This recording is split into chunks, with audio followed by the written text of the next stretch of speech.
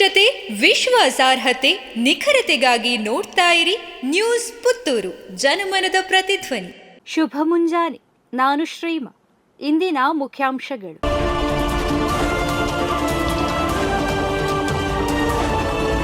ಪುಂಜಾಲಕಟ್ಟೆಯಲ್ಲಿ ದಿಶಾ ತರಬೇತಿ ಸಂಪನ್ನ. ಸರ್ಕಾರಿ ಪ್ರಥಮ ದರ್ಜೆ ಕಾಲೇಜು ಪುಂಜಾಲಕಟ್ಟೆ ಇಲ್ಲಿನ ಪ್ರಥಮ ವರ್ಷದ ಪದವಿ ತರಗತಿಯ ವಿದ್ಯಾರ್ಥಿಗಳಿಗಾಗಿ ದಿಶಾ ತರಬೇತಿ ಕಾರ್ಯಕ್ರಮ ಜುಲೈ 28ರಂದು ನಡೆಯಿತು. ಕಾಲೇಜಿನ ಆಂತರಿಕ ಗುಣಮಟ್ಟ ಖಾತ್ರಿ ಘಟಕ ಮತ್ತು ವಿದ್ಯಾರ್ಥಿ ಕ್ಷೇಮ ಪಾಲನಾ ಕಚೇರಿ ಇವುಗಳ ಜಂಟಿ ಆಶ್ರಯದಲ್ಲಿ small steps towards big dreams start today ಎಂಬ ಧ್ಯೇಯ ವಾಕ್ಯದೊಂದಿಗೆ ಕಾರ್ಯಕ್ರಮ ಏರ್ಪಾಡಾಗಿತ್ತು.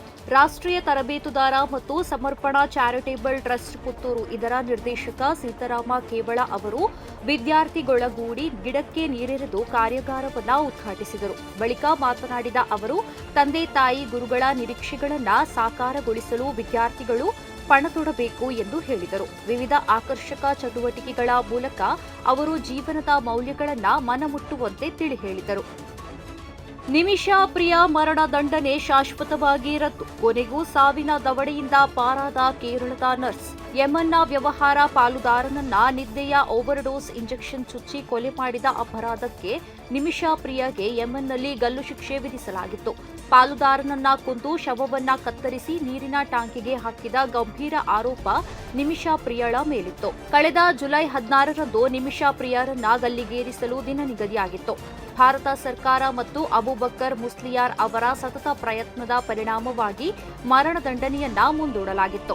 ಬಳಿಕ ಮರಣದಂಡನೆಯನ್ನ ತಾತ್ಕಾಲಿಕವಾಗಿ ರದ್ದುಪಡಿಸಲು ಯೆಮನ್ ಸರ್ಕಾರ ಒಪ್ಪಿಕೊಂಡಿತ್ತು. ಬಳಿಕ ಸನಾದಲ್ಲಿ ನಡೆದ ಸತತ ಮಾತುಕತೆಗಳ ಪರಿಣಾಮವಾಗಿ ಕೊನೆಗೂ ಮರಣದಂಡನೆ ಕಾಯಂ ಆಗಿ ರದ್ದಾಗಿದೆ. ಮಂಗಳೂರಿನ ಕೋಳಿ ಆಹಾರ ಮಳಿಗೆಯಲ್ಲಿ ಬೆಂಕಿ ಅವಘಡ.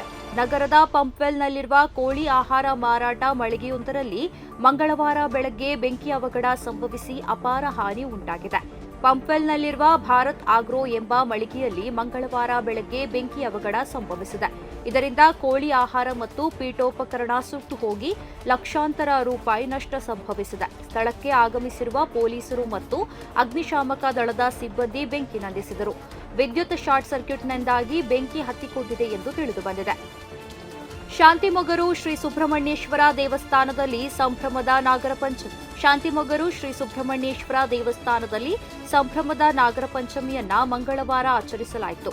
ಬೆಳಗ್ಗಿನಿಂದಲೇ ಭಕ್ತಾದಿಗಳು ಸರತಿ ಸಾಲಿನಲ್ಲಿ ನಿಂತು ಶ್ರೀದೇವರಿಗೆ ಹಾಲು, ಸಿಯಾಳ, ಹಣ್ಣುಕಾಯಿಯನ್ನ ಅರ್ಪಿಸಿದರು. ಬಳಿಕ ಶ್ರೀ ನಾಗದೇವರಿಗೆ ಅಭಿಷೇಕ ನಡೆಯಿತು. ಪ್ರತಿದಿನದ ಸುದ್ದಿಗಳಿಗಾಗಿ ನೋಡ್ತಾ ಇರಿ ನ್ಯೂಸ್ ಪುತ್ತೂರು, ಜನಮನದ ಪ್ರತಿಧ್ವನಿ. ಧನ್ಯವಾದಗಳು.